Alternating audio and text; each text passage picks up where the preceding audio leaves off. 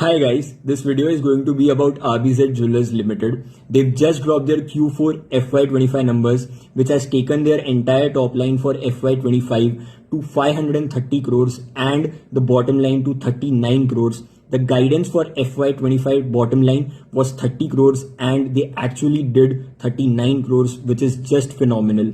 If I talk to you about the guidance for FY26, the guidance for top line for FY26 currently stands at 700 crores and that for the bottom line currently stands at 45 crores. The expansion that they have planned for the retail side of their B2C segment is as follows. They currently have one store in Ahmedabad and they've planned for two more stores to open, one in Surat and one in Rajkot. The Surat store is expected to operationalize by Q3 of FY26 and the Rajkot store is expected to operationalize by Q1 of FY27, which means that if they're actually able to open these two stores, FY27 will see revenues coming in from the Ahmedabad store, the Rajkot store, as well as the Surat store, which clearly means that the current revenue split that they have between the B2C segment and the B2B segment is going to widen, and B2C segment will be heavier in FY26 as well as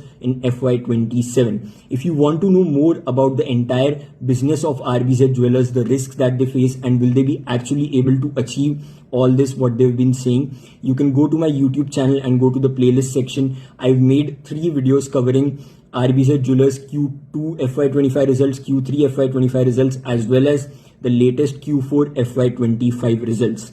That's it for today. Thank you for watching. I'll see you in the next one.